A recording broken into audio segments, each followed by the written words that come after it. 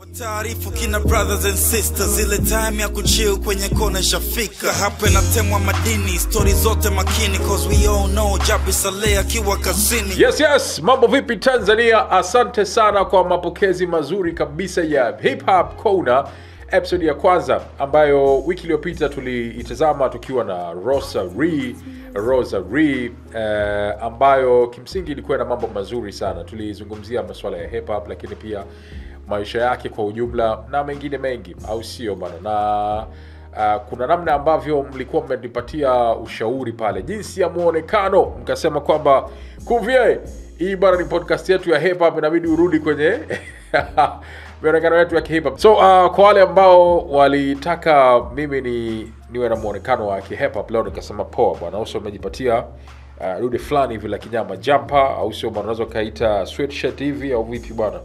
Moja iko ina rangi fulani tata sana. Bana, hii imetoka kwa the one and only MK London. Hawa bana wako Dafri Market floor ya kwanza pale. Kuna midundo, mavazi mbalimbali ambayo ni original kabisa kutoka UK. Hakikisha tu unafika pale na unajichagulia viwalo vyako. Sisi watu tuwatemeke wanakuambia nenda ukaoge. In the meantime, uko chini bwana, au sio bwana? Na kwato moja matata sana kutoka Iron Brands. Au vipi bwana? Yes, wacheki hapo Iron Brands kwenye account yao ya Instagram. And shout out kwa mwanangu mwenyewe Kurasa pia, au sio bwana? Tisha sana mwanangu. So muonekano wa hip hop umekamilika kama hivi.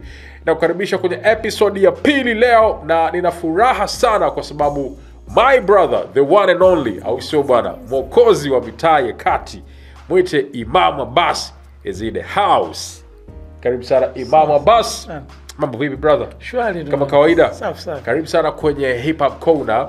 Na nina furaha kwa sababu my brother mwenyewe umepata nafasi ya kuwa ndio mtu wa pili tu tangu show yetu imeanza rasmi, podcast yetu.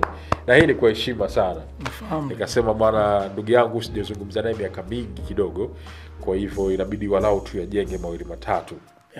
Yeah. Yes. Ulipata kuchukulia kidogo episode iliyopita na Rosary? Nimeona na Rosary pale, anaona alikuwa na kaza madini nini. Sawa. Unajua kichwa yule? Yeah, kabisa. So tukasema bwana Imam bwana leo uje na utupe mawili matatu hivi, au sio bwana? Nimeona kuna mabadiliko kwenye jina lako. Imam ile ya I tulikuwa tunaitumia sisi, alafu sasa hivi umeweka E pale badala ya I. Kwa hiyo inasomeka kama Imam, ingawa inatamkika Imam Abbas the same. Nini kiini cha mabadiliko? Unajua sisi, unajua watu wengine tuko spiritual. Na katika spiritual being kuna renovation waga zinatakiwa zibadilike. Inatoka kwa one transition kwenda kwenye transition nyingine, ambayo kwamba ikisimama inakuwa more effectively. Umeona? Kwa hiyo it represents effectiveness. Unaona? Na I ina represent spiritually.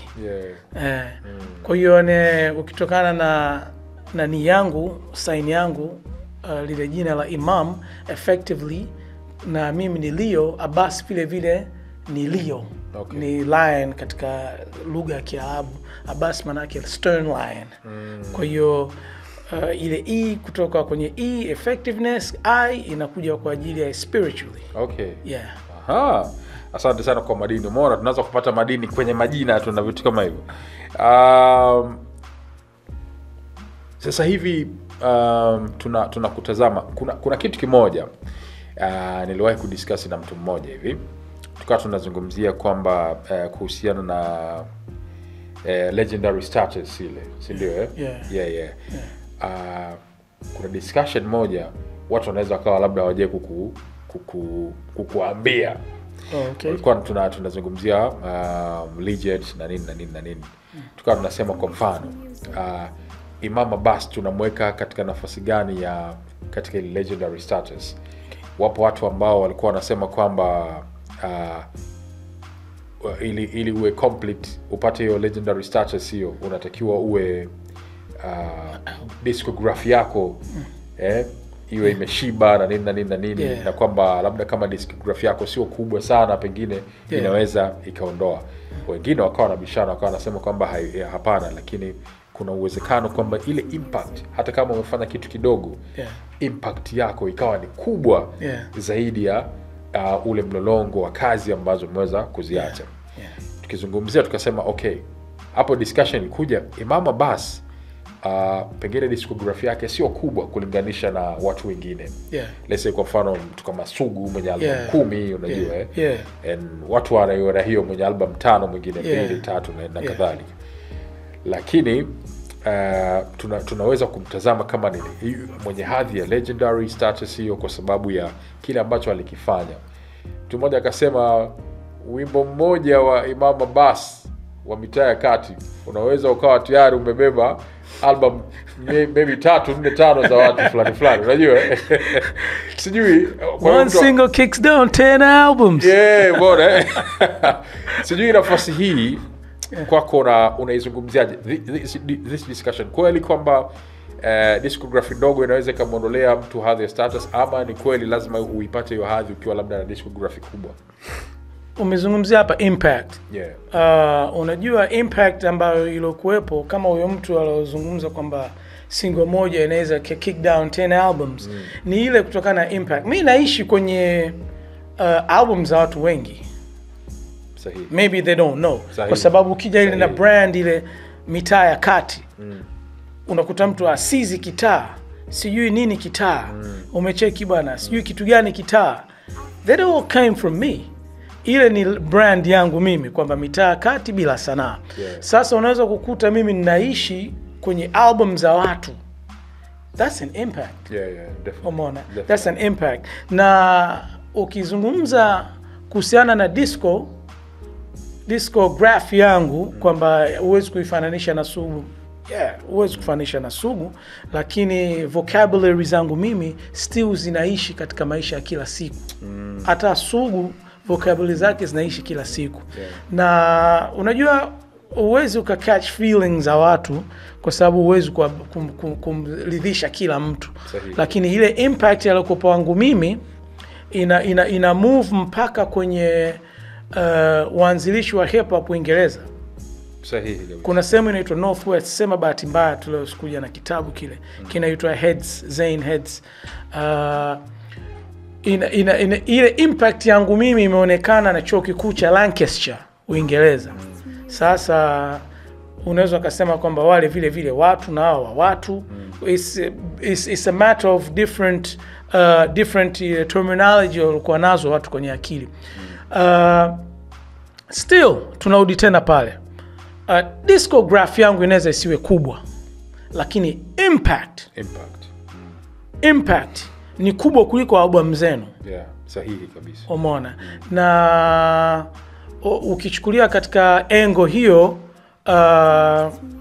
ndio maana kuna kama subtitles ambavyo navitoa ili kukamilisha ile kitu ambacho kilikuwa kinachotakiwa kikamilike, kiwe chote katika ubora wake, na Imam Abbas awe katika ubora wake katika level ya namna hiyo. Nadhani sijui nimekuwa nimezungumza metaphors nyingi sana. Hapana, nakuelewa vizuri. Na ndio maana of course mimi ni mtu ambaye huwa naangalia sana impact. Unajua kwamba kuna mtu anaweza kufanya vitu kwa muda mchache lakini akawa ana impact kubwa sana. Sitaki kuwachokoza watu hapa kidogo. Lakini kwa mfano nafikiri ushawahi kuona discussion za GOAT wa basketball between Michael Jordan and LeBron James. So Michael Jordan went to 15 years only. Alicheza NBA, akashinda mataji 6 na kuna vikorombozo vingi hapo alivishinda. LeBron James tunahesabu mwaka wa 22 sasa. Umeona na ana mataji 4, lakini pia yeye ndio anaongoza kwenye kwenye scoring, sio? Kwa hiyo mimi binafsi huwa naiangalia impact ya Michael Jordan in 15 years ameshinda mataji 6. Sitaki kuambia kwamba who is GOAT jamani. Sitaki huko tu. Yaani wote wametengeneza njia. Na wametengeneza lane. Kwa mimi bado na mzani wangu unakuwa umelala kwa Michael Jordan kwa sababu ya impact yake. 15 years, 6 on 6, Me too. Basi bana, nataka sirika. So congratulations pia kwenye hiyo impact ambayo umeitengeneza. Yeah. Mitaa ya Kati sasa hivi ina miaka 25, right? Kutoka 2000 yes. ile. Yes. Actually Mitaa ya Kati niliandika mwaka 98. Uliandika 98? 98. Okay. Construct kwa miaka miwili. 99 nikarekodi. 2000 ikatoka. Bana. Kwa 98 99 pale una check kidogo. Nataka niwafikie watu wa aina fulani yani. Okay. Yani ndio maana nataka katika vitu unajua kuna vitu katika uandishi huwezi tu ukaandika na kumove mtu. Kwa mfano kuna neno fulani kuna watu fulani washai kuniuliza, anasema nataka ujumbe umfikie mtoto mdogo.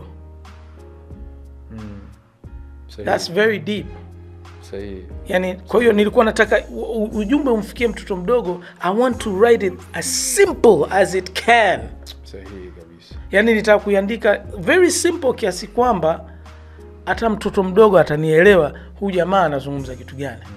Kwa hiyo it took me like miaka miwili, verse 2 lakini it took me miaka miwili. Sasa you could see the impact inavyoishi for 25 years. I say. Yeah, ni kweli. Ni kweli kabisa na mpaka leo tukijaribu kupitia hiyo mistari hapo. Yeah. Tunapata vitu vingi sana. In 25 years leo nitakwambia kitu kimoja, pengine nilikuwa nimekudokeza kwa mbali kidogo. Lakini the idea ya kuita pia ilitokana na line yako. UMC ni kazi ya kuweka watu sawa. True. Right? True indeed. Last week tulizungumza na Rosary hapa na alizungumzia namna ambavyo nyimbo zimekosa impact, longevity hapo pia. Usio tukilipiga hapa sasa hivi Mitaa ya Kati inaonekana kama dude fulani hivi limetoka juzi jana. Umeona, lakini bado linaendelea kuishi. Hapa Rose alikuwa anazungumzia nyimbo zinapigwa miaka 2 3 zinapotea kabisa kwenye ramani. Umeona, hapo sahau kuhusiana na hizi za zinazotoka wiki 2 mwezi mmoja. Umeona Sasa hiyo impact hapo ni namna ambavyo ilikuwa. Rose alikuwa anahoji kwamba inakuwaje hizi nyimbo mpaka leo zinaishi katika ubora ule ule na za kwetu hazipo. Mimi nikawa nasema kwamba nilikuwa na topic ambayo leo ningependa tuitazame pia. UMC ni kazi ya kuweka watu sawa. Sasa mimi nimeongezea hapa na nadharia ya biashara isiyolipa. UMC ni kazi ya kuweka watu sawa na nadharia ya biashara isiyolipa. Umezungumza point nzuri sana. UMC ni kazi ya kuweka watu sawa. Ningependa utaifafanua hapa kidogo namna gani kupitia ule wimbo pia uliweka watu sawa. Lakini pia nadharia hii ni biashara isiyolipa. Most of them wanaamini kwamba UMC manake unakuwa uko kwenye utamaduni sasa pale, culture ya hip hop na nini. Wengi wao wamekuwa hawaamini kwamba ukishakuwa unafanya hiyo kazi ya kuweka watu sawa utapata chochote. Umeona bwana, wengi wanaamini kwamba ukipiga madude fulani labda ya kupati na nini, vitu kama vya kufurahisha zaidi, ndio ambapo biashara ipo. Labda tuiangalie hii nadharia ya UMC kuweka watu sawa. Wimbo ambao umekuwa una impact kwa miaka 25. Tuanzie hapa na dhana ya kuweka watu sawa. Umlifanikiwa kiasi gani kuwaweka watu sawa? Okay. Unajua MC ni nani kwanza? Yes.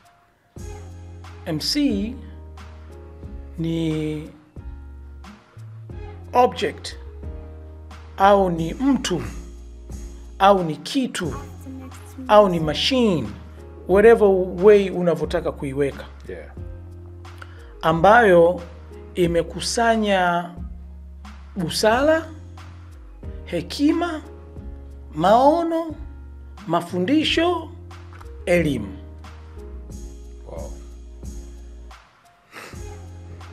Huyu peke yake unamtengeneza one big giant, ndio unamuita MC.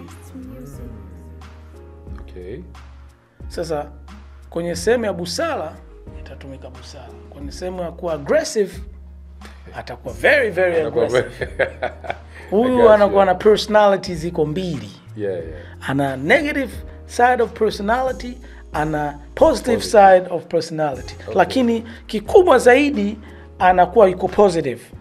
Lakini anahitaji negative energy kumfanya yule mtu negative kumtoa kule kumweka katika positive. Mfano, mimi nimetoka katika lifestyle mbili. Lifestyle moja ni ya nchi za magharibi, lifestyle nyingine hapa Tanzania Uswahilini. Sio mchezo. Sio mchezo huo mchanganyiko. Tuendelee. Umeona ni half caste personality. Yani personality yangu iko half caste. Sasa ile half caste ya personality yangu, me by the way,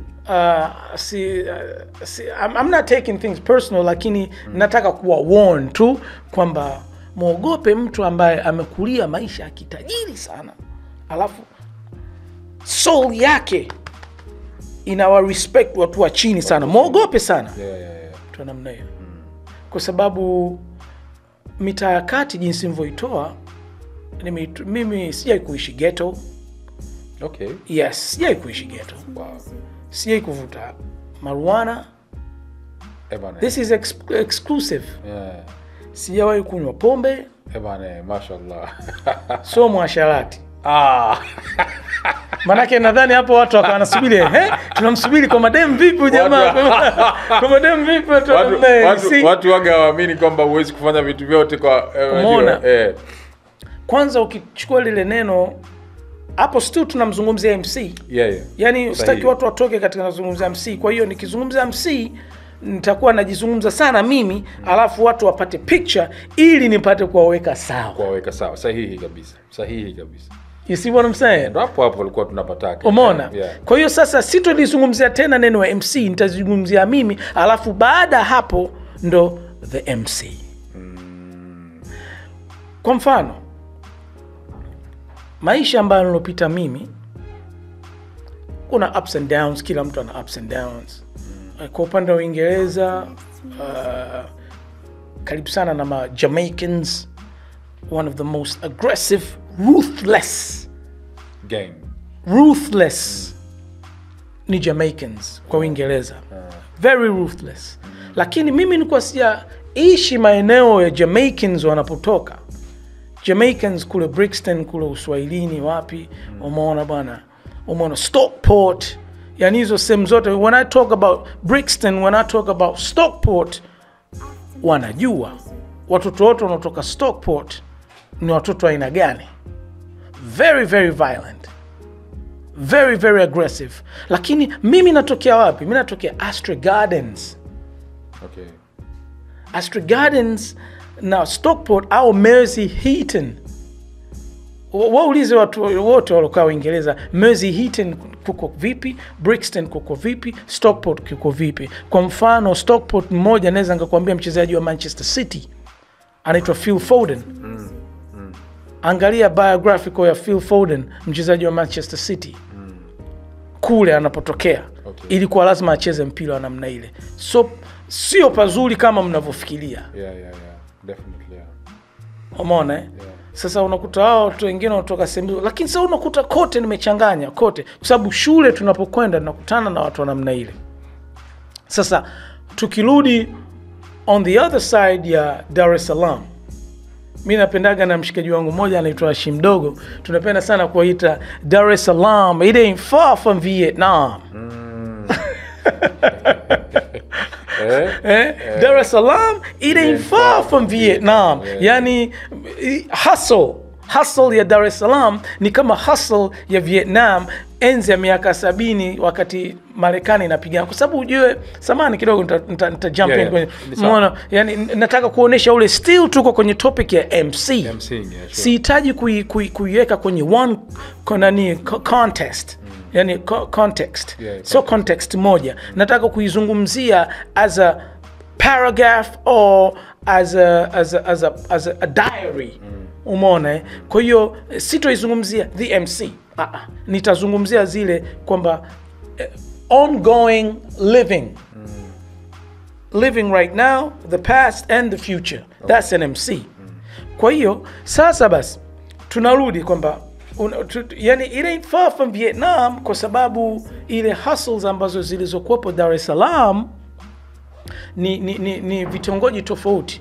Mtu ambaye kwa hapa Dar es Salaam mimi nyumbani Upanga, lakini babangu mtu wa Ilala. Okay. Upanga is just an academic and a corporate movement ya maisha yamekuja, kwa hiyo watu wanachukulia wakishua. Lakini sasa you could see kwamba lifestyle yangu mimi mamangu ana pande mbili, ana Ilala na Temeke. Unaona?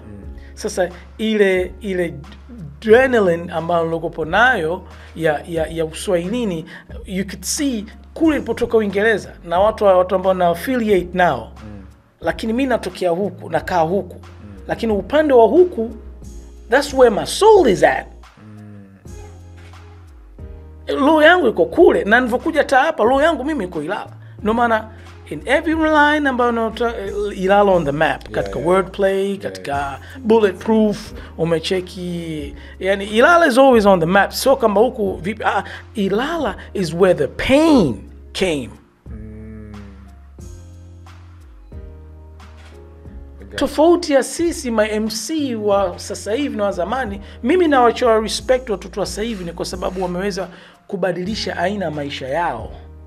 Sahihi. Kwamba wanalisha watu, wanapeleka watu shule, wanalipia NHF. That's life, and hip hop comes with all of that.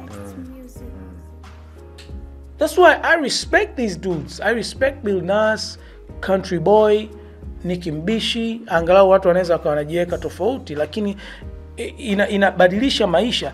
The time has to change, your mind has to change when the time changes. Yeah, sahihi kabisa. You have to change when the time changes. Sasa tofauti yetu sisi na sasa hivi ni nini? Wakati sisi tunafanya zile track, mimi nilikuwa na apply pain ya kwa yule jamaa, wale watu mnaoishi nayo.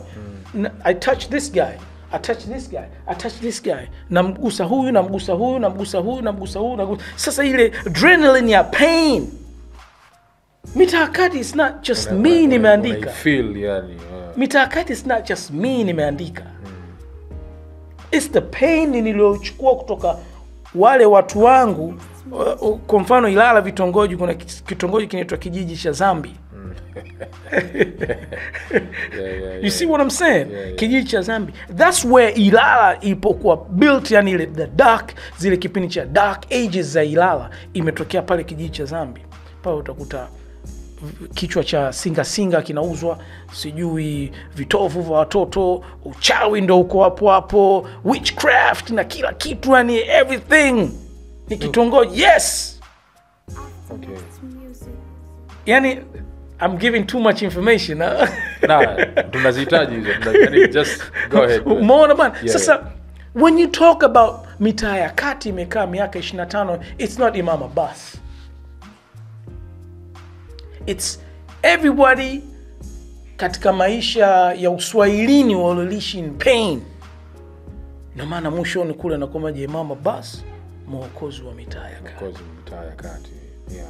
Temeke gonna feel it. Mwananyamala is gonna feel it. Ndo ilikuwa pale ndo maana mwokozi wa mitaa ya kati. Yes. Mwanza Uswahilini gonna feel it. Unga Limited wengi wanaifeel. Arusha. Yeah. No matter, I get much respect in Arusha kwa sababu the type of life ambayo ilokuepo pale ndo nimewagusa wale. Lakini energy nani ile generation generating energy nimeipata kutoka Ilala. That's where the pain is at. Uswahilini. Ile pain sasa ilivyokuja hapa, ilivyokuja kuspit hapa, ilipoingia kule ilivyotoka pale. It's a rap. Yeah. Of course, yani watu wote wakawa wanaifeel. I remember kuna line moja ni controversial line kutoka kwenye mitaa ya kati. Sawa, twende. Lakini sasa twende tu. Where I grew up, usio. Mimi kulia Temeke, sawa bwana. Ndio.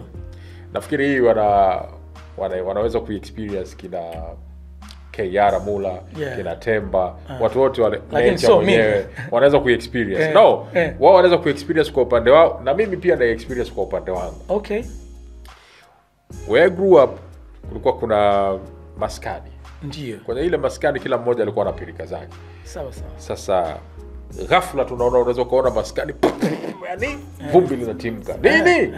Mbona bwana farasi mweupe. Mbona bwana defender. So watu wote wanajua farasi mweupe. Farasi mweupe ndugu zangu defender polisi. Kwa hiyo farasi mweupe huyo hapo. Kwa pale and remember hapo mimi mwenyewe nilikuwa dogo. Kwa wakati mwingine aliweza mtu akanipita kwa sababu mimi sina mitikasi lakini Mbona bwana basi nikirudi home naenda kusomea risala na marembi mkubwa bwana acha kukaa nao watu bwana nini lakini wao walikuwa kwenye mitikasi yao. So na kule upande wa Taifa B nako ndio ilikuwa hivyo ndio kina nature au nani watu LW Taifa B kule Taifa B kabla uwanja mpya hujajengwa ndio uwanja ule wa zamani Taifa kule kwa nyuma kulikuwa kuna mchanga kule kulikuwa kuna mchanga mwingi alafu ndo nakwenda kwenye ile indoor ile ndio umeona sasa kule kwenye yale majukwaa kwa nyuma kina nature nani wengine sio walikuwa nakaaga pale na washikaji wenzao na Keyala ndio mara unaweza kaikuta defender anatokea zake huku moto bati yani kwa watu sio wanaitafuta jeshini kule wanakimbilia jeshini so ile ilikuwa na akisi moja kwa moja na line yako ya tangu mdogo siwazimii Mamwela Mbona okay tangu mdogo siwazimii Mamwela sasa I grew up kwamba naona Mamwela wanavotimua watu you see and all the brothers pale walikuwa hawazimii kweli Mamwela of course so I wanted to know sasa kwa upande wangu mimi okay haikuwa affect chochote kwa sababu pale uliwasemea masela wa Ilala na maeneo mengine kama walivyosema mtaa kazi sasa nikataka kujua kwamba wewe kwa upande wako kwa sababu bahati nzuri sana huko TMK ukikaa na sehemu nyingineo kuna wale wanaitwa gangsters police wale they know everything they know about hip hop nini mtaa na kila kitu and they listen to the song na anajua kwamba hii song na anaibang kabisa lakini kama anajijua mimi mwenyewe ni data so nataka kujua kutoka kwako haija affect chochote na hiyo line bahati ni kwamba unajua kwenye sheria tunapovunja sheria huwa siku zote tunajiona kwamba tuko right kwa kipindi kile kwa wakati ule sure na ule ni mfumo ambao wale watu ambao wanavunja sheria kwamba kuna vitu wamejaribu wameshindwa umeona umecheki ndio maana kuna kwenye verse yangu nikasema vile sio lazima wote tuwebui na sio lazima wote tuhani baada kwa mbele pale sio lazima wote tuhani umecheki kwa sasa unakuta mtu anaenda kwenye kuhani ambao ku rap kashindwa cheza mpira kashindwa labda kavunjika mguu kwenda kusoma mama anauza vitumbua baba anauza gongo mazingira ya kupata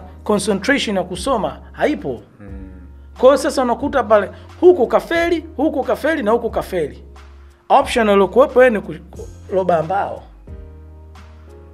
sasa akiona kwamba mama mazingira yake magumu na baba anapata mazingira yake magumu wote tuko pamoja kwa hiyo sasa anakuwa mama anaweza kando mmoja ambaye mtu ambaye yuko anafanya biashara halali ya vitumbua umeona lakini baba wazee kila siku anakuja pale na it means wazee wakimbeba yule jamaa mzee sasa hapo sasa kama tuko tunakula kuku hatuli sasa tutabidi tudoe hela mama ambaye anauza vitumbua ya kudunduliza kwa hiyo sasa mimi kuna vitu spati nguo za sikukuu spati kwa sababu baba kalala ndani anauza gongo au anauza ganja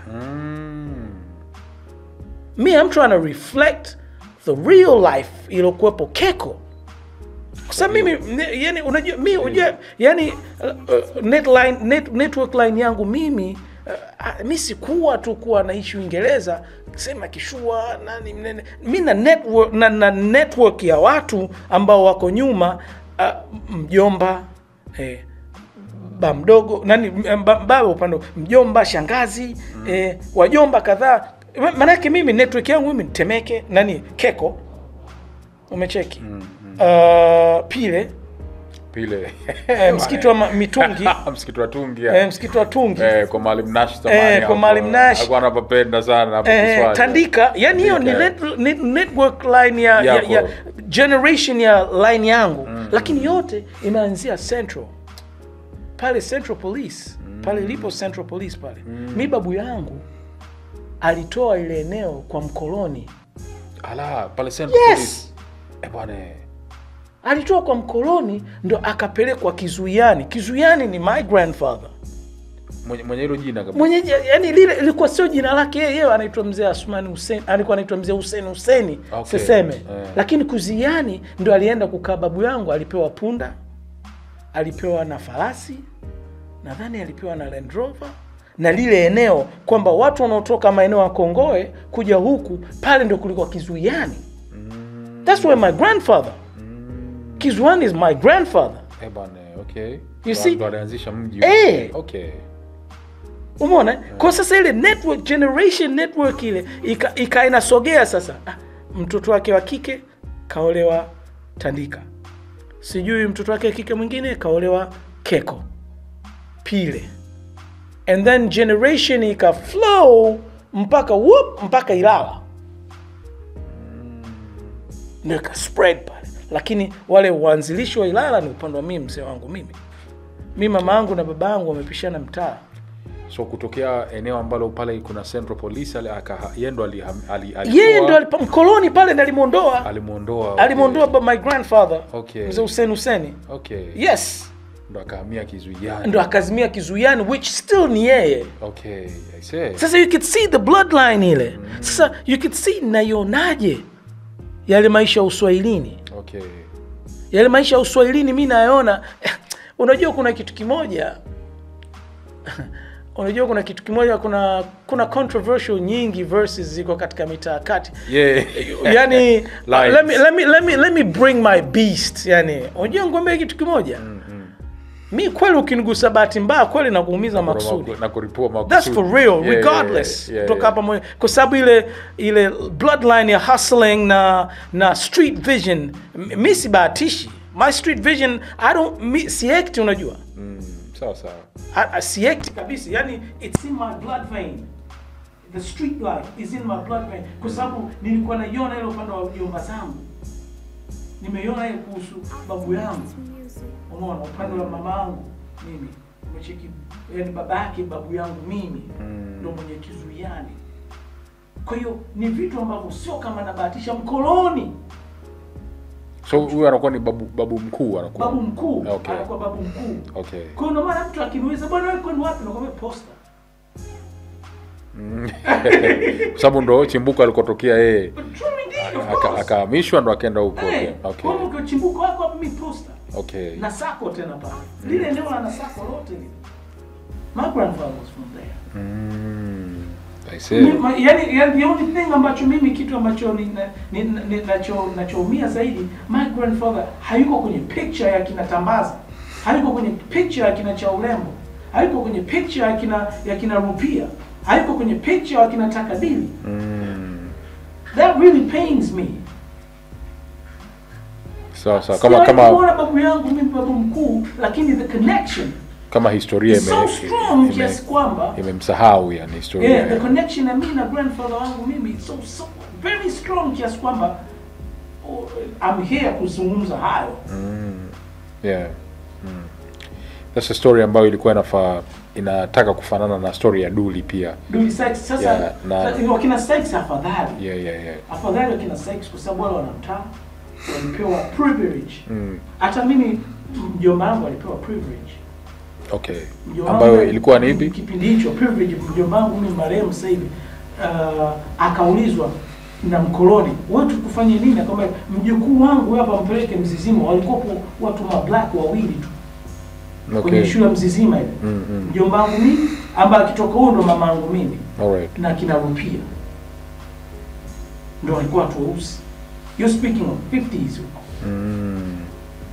You see what I'm saying? Kwa hiyo sasa ile impact yote tunakuja yote hii hatujatoka kwenye mada, still MC still najaribu unajaribu kutuweka sawa. Umeona, still kuweka sawa. Ile transition ya mitaa kati is more powerful, the message is more powerful kwa sababu it came with pain. Ndio maana inakaa muda mrefu kuliko nyimbo zingine, kwamba they don't generate pain. Real pain, and when I speak real pain, that real pain comes with powerful. Okay. The message ya mitaa kati is so powerful kiasi kwamba ile pain yenyewe inakuwa inarudi nyuma na hii pain iko hapa. Ndio maana generation ya watu wa kipindi kile ambao wanakuwa na true pain, lakini generation ya sasa hivi they don't apply too much, they hawaweki pain. The reason mitaa kati na survive is because of pain. Pain sio lazima kitu ambacho kinachokuumiza wewe. Pain inaweza ikawa inawakilisha watu wengine. Okay, now I got you.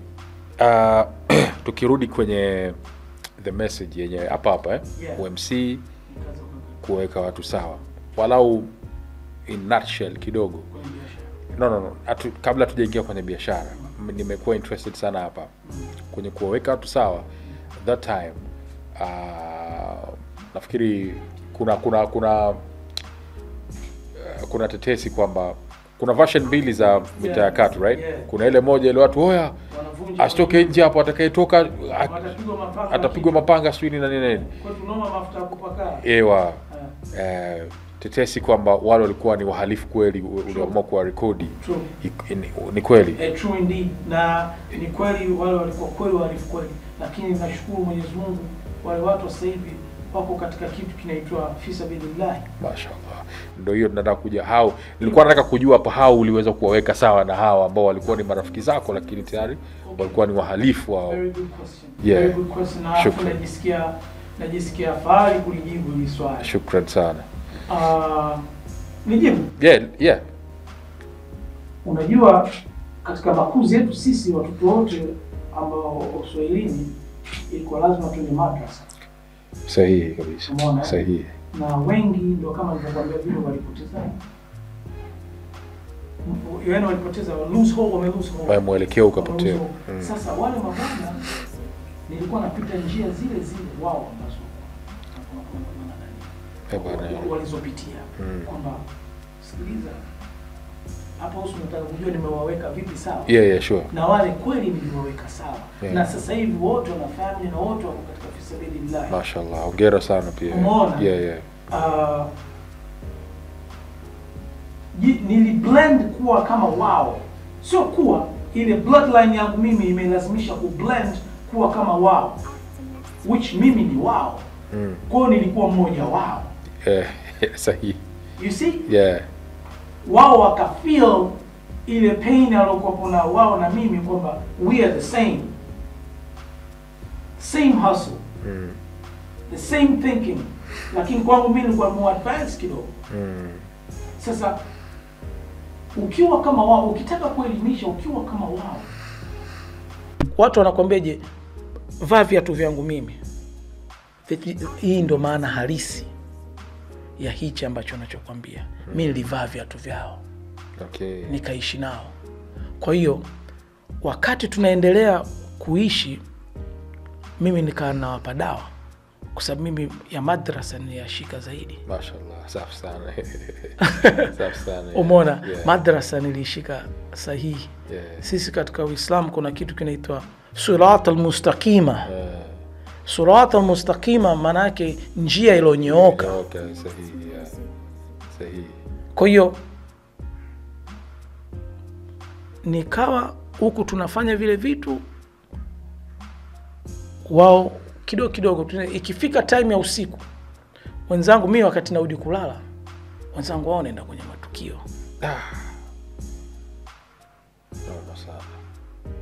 Mimi naingia kulala, wao wanaenda kwenye matukio. Nilikuwa niko monitored sana na shangazi yangu, Mwenyezi Mungu amrehemu, shangazi zangu wote wawili. Umeona? Ndio maana nikizungumzia wale shangazi zangu wale wawili nakuwa na pain, a lot of pain. Umeona bana, kwa sababu wale ndio walinyoosha mimi kukaa hivi kwa hivi. Yeah. Yaani nawashukuru sana wale mabibi. Umeona? Mimi wewe basi narudi ndani. Kesho asubuhi nasikia bwana naenda kuulizia kwao. Bwana, mami Shabana uko hapa. Wamelala polisi. Basi the only way ya kuwapa hope katika maisha kwamba anaweza kubadilika ni wao kuingiza kwenye booth ya P-Funk. Since then kila kitu kimebadilika. Bana, okay. Kwa Majani alikuruhusu kaingia nao. Nimeingia nao pale Majani akanaangalia katika design angle. Jamaa walokuja nao jamaa. Unajua kuna lugha fulani zetu sisi za kiuni ambazo nani tuna scar pale bwana. Basi ikawa hivyo kidogo kuna siku moja mmoja wao nilizungumza naye aliongea kwa uchungu sana. Kiasi kwamba nikasema I feel you. Kama unaona mimi kwetu si huku. Mimi si nimekaa mbele. Hivyo hujai kujiuliza kwa nini mimi sikae na watu wa mbele wenzangu? Mimi niko na wewe hapa. Sasa wakikaa alafu wakiona kwamba mimi uje mpaka unajua ukiwa unatokea Uswahilini, kila mtu ana jina lake la matukio. Kama mimi leo naambia leo exclusive kwenye kipindi chako. Kila muuni ana jina lake la kiuni. Mimi jina langu naitwa Wabas. Why Wabas? Kwa hiyo walikuwa gari la vita. Mimi vita vyangu wankienda mbele. I like that. Babu. Unajua kuna watu wakikaa wakiona hivi wanaona yule mtoto akishua sio kweli mimi mtoto akishua, lakini vile at the same time mimi kule ninapotoka Uingereza vile nakaa na Brixton Jamaicans. Well, you don't want to mess with those niggas. Yeah, kabisa. You don't, yani sikufichi, you don't want to mess with those pops. Kwa sababu ile everybody has a beast behind it. Na mimi mtu asiombe beast yangu itoke kwa sababu beast yangu nakuwa naimaliza kwenye battle rap. Ukiona na battle rap nimeitoa, it means I'm trying to contain my beast. Asitoke na ku retaliate. Kwa sababu retaliation yangu it's not good for your health. I come with the beef of mad cow disease. My beef is mad cow disease. You see? Kwa hiyo sasa sitaki kuipeleka huko kwa sababu hiyo ni what we're trying to do hapa ni kuweka watu sawa. Basi baada ya maisha hayo ikabidi wanabadilika kidogo. Alhamdulillah. Wakabadilika. Hongera sana maana hiyo ndio impact sasa tunaizungumzia. Ndio kuweka watu sawa sasa. Kuweka watu sawa. Kwa hiyo hapo inaleta maana kabisa. Yaani imeleta maana, hakuna hata mmoja mteja, hakuna hata mmoja mkabaji, kila mmoja na familia yake pale. Sasa yale matunda ya kuweka watu sawa ndio hayo hapo. Hakuna kitu kigumu kuva. Hakuna kitu kigumu kama muuni alozoea katika maisha yake ya siku zote. Sio kuvuta. Drug addict unaweza kumbadilisha. Mvuta bangi unaweza kumbadilisha.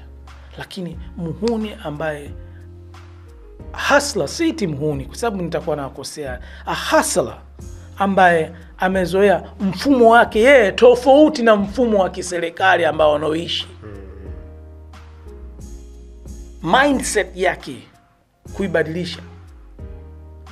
Kama hauko kama yeye ukambadilisha from the inside out. Kazi ngumu sana. Babu. Uwezi.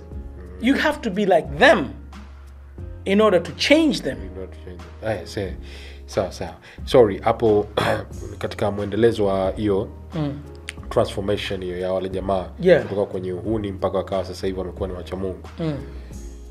I remember ukiachana na kukusikiliza kupitia ngoma na nini, the first day I met you, najua huwezi kukumbuka hiyo, lakini the first day I met you ilikuwa nimetoka zangu chuo pale, umeona bwana, nimetoka zangu chuo Ilala pale. DSJ, yeah. Kwa hiyo nilikuwa na madogo wale kina Kwanja yule Slasher. Okay, yeah. Naikumbuka. Na ndugu yangu anaitwa Mnyepe ndio. Au sio Yeah. So wakasema bwana tuenzetu kwa Imam Abbas pale. So nikawa niko excited kwamba leo naenda kumuona Imam Abbas. Lakini ile picture walikuwa wanachukua kwamba atakuwa mtu mmoja hivi. Umeona bwana. Kwa hiyo okay. nakumbuka wakanileta pale, nikakukuta mzee umetulia magetoni pale, tena umetoka umepiga pensi fulani kwa joto kidogo tumboazi nini. Katupokea vizuri pale na nini. And I was proud kwa sababu wale my friends walikuwa wanajua kabisa kwamba huyu msela wetu ni mtu wa hip hop yani. Okay, kina Kwanja na kina Mnyepe.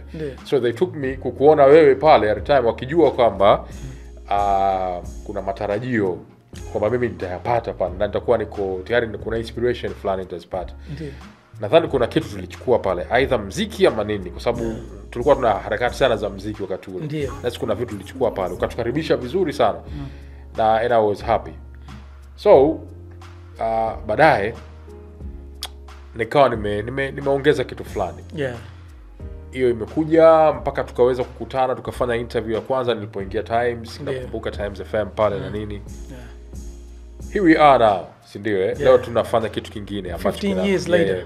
Zote hizi ni impact ambazo ulikuwa umezifanya, lakini swali langu hapa la msingi ni namna gani pia uliweza kukichukua kile kizazi. They were very proud wale kina Kwanja na nini, umeona na ule upendo. Haikuwa rahisi, tayari ulikuwa una jina kubwa na nini, lakini they were just a kid. We were nobody. We were nobody, and unajua tulikuwa ni kids tu ambao tuna dreams. Lakini una show kama he's very somebody important. And you respected me the way ambavyo ule ni respect ilikuwa ni kama mtu fulani ambao unanijua kama na kitu. Ulivoniona na nini, unajua yani since you were a kid, mimi karibu na nini. That day. So that love na nini, uliwezaje pia ukafanya ile generation ya wale madogo wakawa nakupenda vile pia mpaka wakaona bana tukupeleke kwa Imam Abbas? Mapenzi kwanza. Upendo. Unajua usipojipenda wewe mwenyewe hata watu wengine huwezi kuwapenda. Na kila mtu anakuja mbele ya macho yako muone mfalme. Kila mtu. Sahihi kabisa. Kila mtu anakuja, mimi aje chizi hapa, mimi naweza ngakaa naye, wewe unaweza usizungumze naye, mimi naweza ngazungumza naye. Umeona? Kwa hiyo sasa nimekuwa na terminology, kila mtu anakuja mbele ya macho yako muone mfalme. Wale walikuwa wadogo, walivyokuja mimi wote nimewachukulia kama wafalme. Wote nimewachukulia kama mimi wanajua. Wote nimewachukulia kama wana same level of intelligence kama ya kwangu mimi. Hata kama hawana, basi wakiwa na mimi watafaidika. Na sikufichi, katika wale madogo hakuna hata mmoja teja. Definitely. Mnyepe nawasiliana naye almost every day. Kwanja huyo pia hakuna hata mmoja teja. Sahihi. Ujumbe umfikie mtoto mdogo. That's what I was doing. Quote ya mitaa ya kati. Mimi ukinipima, nashukuru alhamdulillah, ukinipima 100% I'm pure, siko polluted. 100%. Sina smoke, sina alcohol, sina labda maradhi mengine anaweza kaja tu kwa sababu Mwenyezi Mungu unajua you never know. Kwa hiyo sasa kikubwa nilikuwa nachosisitizia, siri kubwa, kila mtu anakuja mbele ya macho yako muone mfalme. That's all. That is the biggest secret. Mfalme unamtreat vipi? Ali yako bwana. Sisi katika Waislamu sisi tunaitwa twalika. Watu wa twalika. Sisi watu wa twalika tuko humble, noble, very humble. Kila mtu anakuja mbele yako una smile. Ndio tulivyofundishwa tangia tunakuwa, na ile knowledge ya wenzangu wale walikuwa wanataka waloabikiwa kuwatoa huku kuwaleta huku. I was being very humble. The only reason ambao mimi nilikuwa ninachojaribu kuambia watu ni kwamba kwa nini labda nikupe siri walibadilikaje wale jamaa. Wale tumekuwa nao madrasa. Still bado tuko hapo katika kuna nini. Wale tumekuwa nao madrasa. Katika kuwa nao madrasa, tuna jukumu tumepewa na Mwenyezi Mungu. Jukumu ambalo ulopewa na Mwenyezi Mungu sio kuja kuendesha gari, sio kuja kujenga manyumba, sio kuja kuwa na elimu kubwa ya kumkoga mwenzio kwamba mimi nimesoma wewe hujasoma, sio kwamba mimi nimetajiri wewe maskini, sio kwamba mimi nina upeo wewe hafifu. So that was not our responsibility. Our responsibility was to worship. Responsibility yetu sisi ni kuabudu. Ndio hicho tu. Mwenyezi Mungu akwambia ukiabudu dunia yote ataileta kwenye miguu yako. Kwa sababu wewe umechukua ile jukumu lilokupa. Lile jukumu la kwamba bwana, kama mtu wa kanisani, kama mtu wa Bahai, lakini mimi kama Muislamu jukumu langu mimi ni kumwabudu Mwenyezi Mungu. Kwa sababu nikiambiwa leo nilipie ile hewa sitaweza kuinani. Sasa wale jamaa nilivyoambia kwamba think of anything, yule bwana hivi, yule hivi, sawa, yule hivi, okay, wewe umekosa yule kapata, au wewe umepata yule kakosa, okay, katika kulalamika huko ndio jukumu Mwenyezi Mungu alokuambia uje nalo. Yaje kwambia hivyo. Nimeumba binadamu na majini ili wapate kuniabudu. Sahihi kabisa. Sasa sisi tunapo go off path ni pale tunapoacha lile jukumu tulopewa, tunafuata sisi mfumo tunaotaka sisi. Bana, give me that. Bana, I need a gun, I need a Bentley, I need a big house, I need a nini. That was not your responsibility. Hilo jukumu hilo unamwachia Mwenyezi Mungu alokuambia wewe uje kuabudu. Yeye kakwambia uabudu. And then ukiabudu, and then you will see mimi nitakupa nini. Sahihi. Sasa kwa sababu wale jamaa wameenda madrasa, ilikuwa just matter of time click ile pattern. It just has to click. Ika click pale pale. Kwamba bwana, mimi sina hela, lakini sio jukumu langu kutafuta hela. Jukumu langu mimi kumwabudu Mwenyezi Mungu, kulipia hii hewa ninayovuta. Kila akitaka kutoka off path hawezi kuja kuniuliza, hawezi kufanya, kwa sababu nilishampa blueprint. That's the blueprint. That's the blueprint of life. For us Muslims, blueprint yetu sisi ni worship. That is the only blueprint. Hakuna kitu kingine. Kwa sasa kila unapofikia kutaka kufanya sasa mimi, lakini mimi nitakuuliza tena, ndio jukumu ulopewa ufanye. Kwa nini yule jamaa anakwenda? Sikiliza bwana, usiniumize kichwa bwana. Ndio jukumu uloambiwa uje duniani. Sawa. That's way kuhusu hiyo. That's not your responsibility. Your responsibility is kuabudu tu. And then ukiabudu, that's what, no maana wale wakabadilika. No maana hawa madogo ndio hiko kitu ambacho nilicho install. That's a software. It's a software of iman that I installed. Okay. No maana wale wanajua jukumu lao. Mimi generation ya wale nilowakuza mimi. Kwanza look walionizunguka mimi. Hawajaribikiwa. Wameshika mafundisho.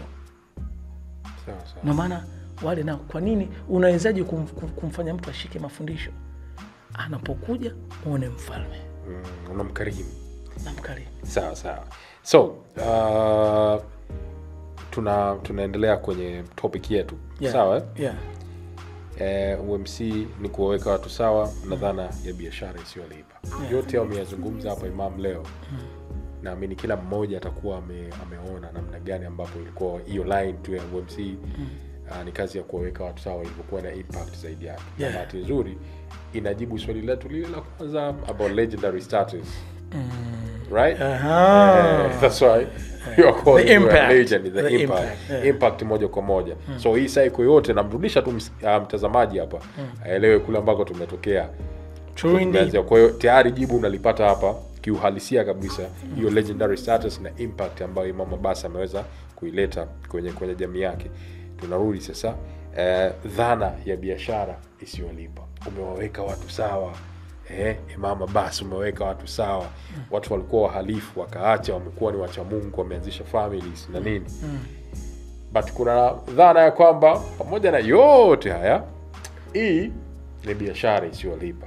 So you do that, maybe utapata baraka kwa Mwenyezi Mungu na nini, lakini duniani hapa mzee utaendelea kusafa like watu wanaamini. Yani kama mbwa watu wengine wanaamini. Lakini bahati mbaya sana.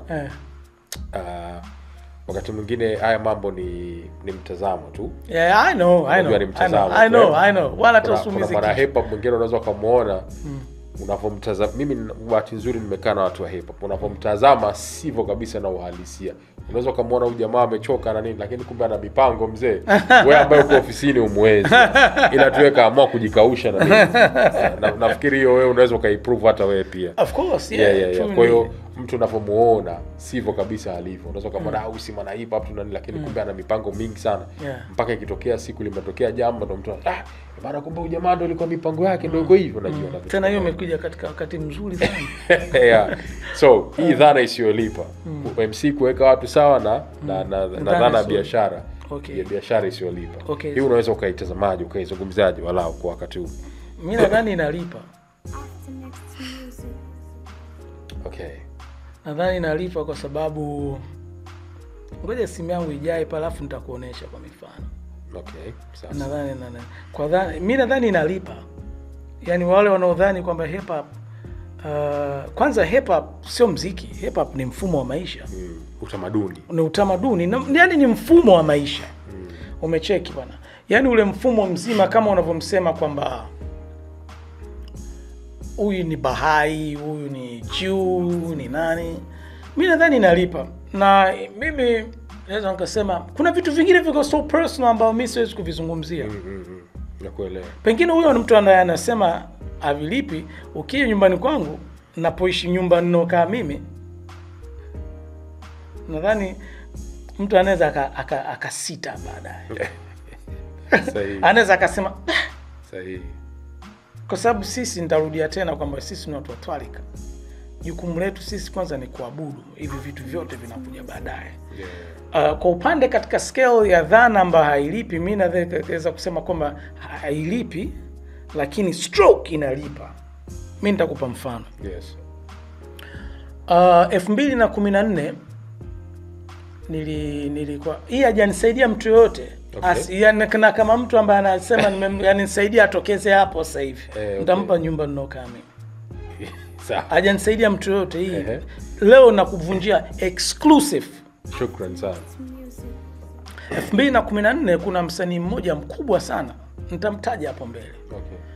Ilikuwa namtumia artwork zangu nini na kila kitu. Baadaye nikaacha kabisa. Nilituma message moja akaniambia sikiliza, kwa sababu nabadilisha sana simu na nadhani katika kubadilisha nani, lakini kuna moja nina ushahidi nayo kabisa. Akaniambia sikiliza, mimi kuniona kuna watu kama 9 hivi. Yes. Mpaka kapata muda huo. Kipindi hicho ananijibu mimi niko Qatar.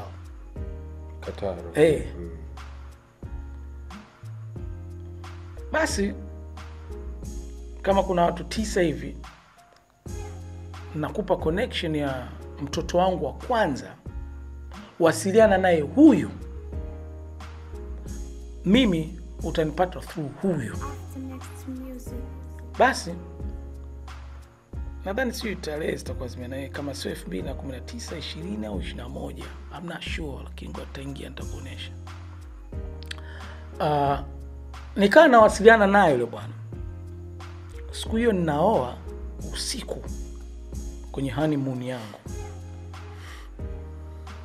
Nakwambia hivi nalipa kwenye honeymoon, na vitu vingine ni personal, nitakwambia nje ya camera.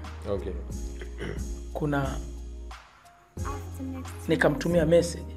Hapo mwanae nikamtumia message, tukawa tunachat. Nikamtumia namba yangu ya simu. Siku ile afu nikapost. Baada ya kupost,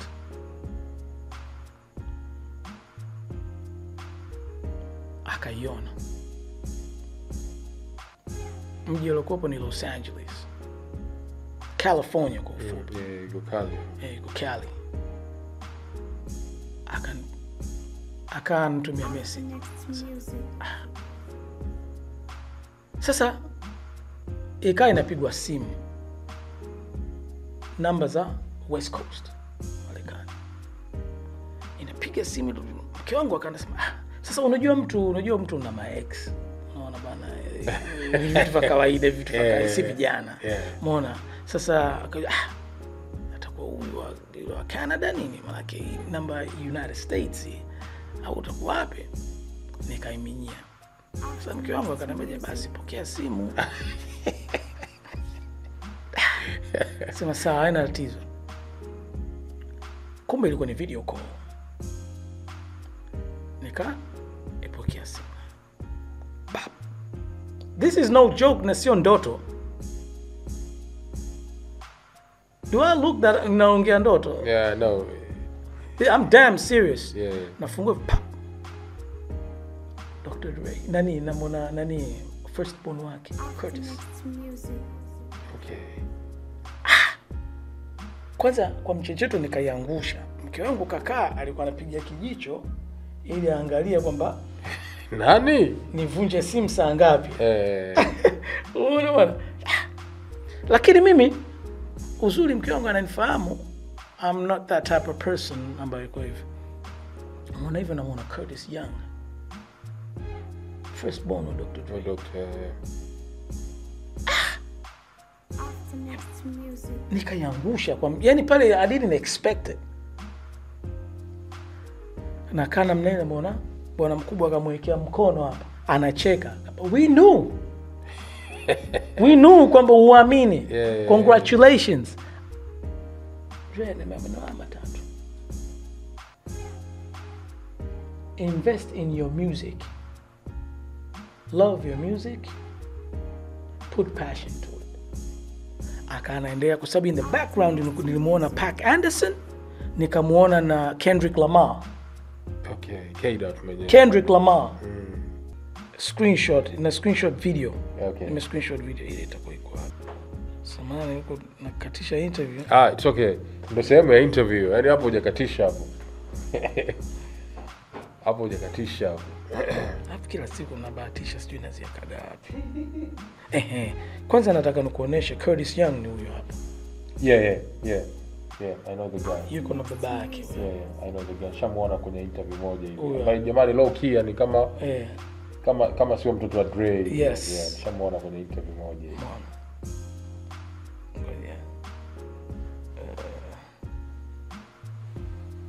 Umeona? Sasa ikawa sasa mimi niko puzzled. Sijui cha kuongea, ni kama nimefreeze hivi. Of course, doctor tena mzee. Umeona?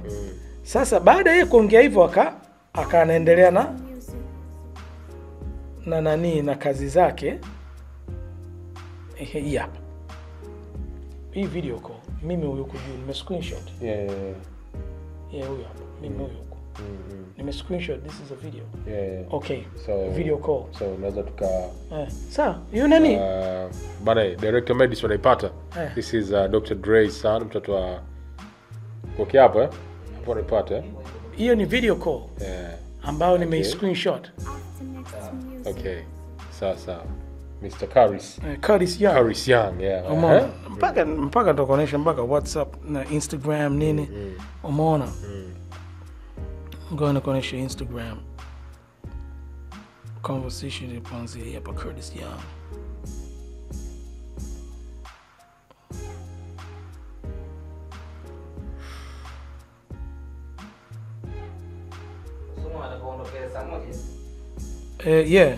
Yeah, hizi hapa conversation.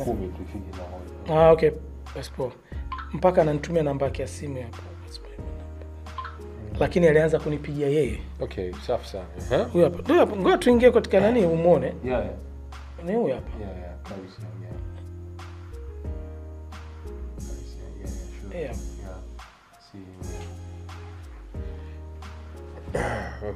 Umeona? Sasa mimi the main aim ya hii kukuambia hivi ni kwamba kwanza inalipa.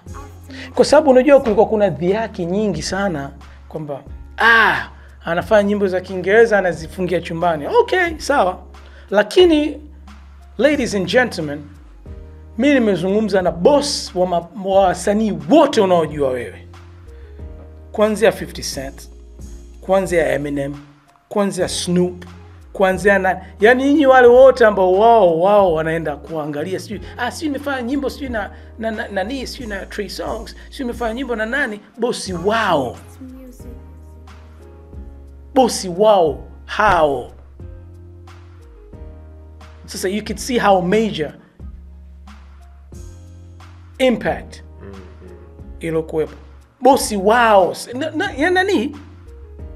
Kwa sababu mwaka 84 wakati nani F the Police inatoka, hawa wasanii wote walikuwa majumbani mwao. Lakini yule jamaa alikuwa na hit mainstream. Na NWA wakati NWA. All you niggas saying that also kama straight out of Compton, straight out of Compton, boss, wewe unaongea naye mimi. And mind you, anahisa kwenye Apple. Beats by Beats Electronic iliuza kwenye Apple. Sure. Afu ndo huyu amepewa tender ya kufound sound engineering kwenye magari, especially Cybertruck. Beat Electronics, Cybertruck ya Elon Musk. Afu kuna vitu vingine viko so personal kiasi kwamba siwezi kuvizungumza. Mtu mwingine anaweza kusema huyu imam kala bangi, mimi sijala bangi. Wewe ndio ulokula bangi. So mbawa zangu kama anavyosema kakaangu Ajimanala, mbawa zangu nikinyosha zote tafunika sayari, so dunia sayari 9. Kwa hiyo sasa hapa ninajimwamba fai. Kwa sababu hilo neno that's MCing. That's MCing. Kujimwamba fai, that's MCing. Lakini MCing mimi naofanya sio ya kwenye beat. My brother Sugu anasema that's gangster. Umeona bwana. Sasa ndio najaribu kusema kwamba kwa hiki nilichokifanya mpaka kujuana na bosi wenu nyinyi wote, wewe unaonaje? Mimi maana swali sasa sio kwangu mimi, swali liko kwako wewe. Kwa Curtis Young ni mshikaji wangu sana. Utajua mshikaji wangu sana mimi tukimaliza interview kuna vitu off the records. Inshallah. Sasa impact hiyo wewe unaichukuliaje? Walitaka labda anipe gari. Kuna kitu cha entrepreneur kwenye hapo masala biashara. Let me teach people about entrepreneur. Watu haombwi hela. Watu wanaomba mipango. Sahihi. Mipango ambayo ilikuwa nao mimi sio lazima nikuambie ukaona ile dhana ya biashara hailipi. Sio lazima nikwambie. I don't have to prove anything. Lakini kwenye swala hilo limekuja na kuna watu wengine walishai kuniuliza wakaingia inbox, bwana jamaa alo comment kwenye nani yako huyu brother sio nani fulani, kwamba ndio me have been friends with him for 5 years. Lakini you don't see me trending. Na mtu mwingine anaweza kusema mama basi mtu fulani bwana tukimwona kachoka, mimi nyumba nokaa mimi, wewe uta reconciliate baadaye. Utasema jamaa mbona unachukua hivi? Lakini that's the way we are. Jukumu letu sisi, yani natimiza ile kwamba hatujaletwa kuja kuonesha watu majumba, hatujaletwa kuja kuonesha watu magari. Kwa hiyo ile dhana ya kwamba inalipa, sawa, unaweza kusema stroke hailipi, stroke inalipa. Kwa sababu watu wengine wanafanya vitu ambavyo wewe huwezi kujua ana impact ya aina gani. Kuna watu wengine wakienda Ulaya lazima waseme. Mimi siwezi kuwa nakwenda Uingereza, sina ushamba huo. Siwezi kwenda mimi Uingereza afu nakwambia bwana nimetoa UK. I don't have to. Mimi naweza kwenda shop 1 week, shop nikarudi. Alafu still nika blend na wewe mtaani. Alafu still wewe ukanichukulia poa, lakini kile kilichokuwepo kwenye kifua kinaitwa ether. Kuna ether is an energy ambayo mtu anayo so powerful kwamba don't mess with it. It won't retaliate. But if you mess with it, it will retaliate. Kwa hiyo watu wengine wanaweza kusema basi hizo nyimbo hiyo biashara wewe hailipi kwa sababu you still on MC. That's what I'm built off. Lakini okay, hiyo MC, me, I came to talk to Dr. Dre with face to face. Who did you talk to? Na through MC. Na sio kutalk to. Mimi nimefaidika, sio lazima mimi nikuambie mimi nafaidika na nini. Okay. Na by the kuna vitu vingine kwa personal ways kuzungumza. Yeah, sawa. I say shukran sana Mama Bass hapo ulipoishia hapo kwa doctor hapo leo. Nadhani leo tumepiga mzigo wa kutosha hapa, tumesimulia vitu vingi sana. Swali lilikuwa moja tu. MC kazi ya kuweka watu sawa na nadharia ya biashara isiyolipa. Nadhani tumezungumza vitu vingi sana from the beginning. Namna ulivyoweka watu sawa mpaka hapa tulipofikia, na umegusia kidogo namna hiyo biashara kama inalipa mama hailipi, impact ambayo umeipata kupitia hiyo MCing, lakini pia kuna malipo ambayo umeyapata, na umezungumzia mengine ni personal pia ukiwa na Dre. Hiyo tu kuweza kuwa connected na familia ya Dre pia ni moja mafanikio makubwa sana, kusema kweli nikupongeze, kwa sababu naamini kwamba kuwa connected na watu haishia hapo tu kwenye simu. Kuna mambo mengi. So kwa leo tukushukuru sana kwenye episode yetu ya pili, kusema kweli it's worth it. Mimi nimefurahi sana, na naamini ambaye ametizama leo mpaka kufikia hapa atakuwa amefurahi pia na kuongeza kitu kwenye ubongo wake pia. Kwa hivyo msijali ambao mnatufuatilia, kimsingi ni kwamba tunapiga tena episode nyingine, tutapiga tena na Mama Bass. Director wangu media ameniambia hakuna shaka, si tuko hapa. Almasi Production pia inahusika na production nzima, so make sure tu unafuatilia pia account ya Almasi Production. Hapo kuna vitu vingi sana utaviona hapa, usio bwana, ukihitaji vifaa, ukihitaji kukodisha, ukitaka kununua, na vyote vinapatikana hapo, tena kwa bei ambayo ni fresh kabisa. Na kimsingi ni kwamba vitu vyote ni OG. Nadhani unaweza ukasikia quality ya sauti yetu, quality ya picha yetu pia ilivyokuwa, so vyote vinapatikana Almasi Production. So big shout out kwako wewe ambao umeendelea kutusupport, na unaweza ukaendelea kutusupport bwana kwa namna yoyote ambayo unahitaji kutusupport pia. Sisi tunaendesha shughuli zetu wenyewe hapa na my direct mail, so you can check us pia. Nambari ya simu 0715888550. Jabir Saleh Ali ndo jina langu. Leo nitoe special shout out kwa ndugu zangu wengi sana ambao wamekuwa wakicontribute. Bwana Elisha wa Instagram, asante sana kwa kuweza kuwa nasi kutusupport. Saidi Maliaga, asante sana mwanetu. King Zimira, shukrani sana. My brother Dickson Aidani kutoka Bagamoyo, asante sana. Jitahidi kuwakumbuka wote hapa, sijawaandika lakini nakumbuka. Samir Nati all the way kutoka Italy, asante sana. My brother Wahid all the way kutoka Canada, shout out to you my brother. Gosta El Chapo all the way kutoka Dom, au sio bwana, mkali wa hizi kazi, mkali wa mavazi pia, shout out kwako pia. And big shout out kwa the one and only MK London. Leo bwana muona piga rude fulani hivi. Director isome, msoma kidogo engineer. Director soma, imeandikwaje? I make money, si ndio? Money don't make me. Huo mzigo sasa MK London umetoka straight kutoka London. Asante sana pia Erin Brands kwa kiatu bab kubwa, au vipi bwana? Watu wa mavazi mnakaribishwa pia.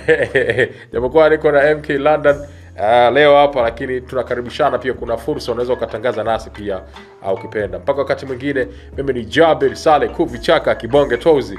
Mama Bass simu zinalia sana, itakuwa Dr. Dre huyo kama vivi. Mpaka wakati mwingine, asante sana. Endelea kusubscribe our channel ya Kuvi Facts. Much love and respect. The Hip Hop Corner with Kuvichaka.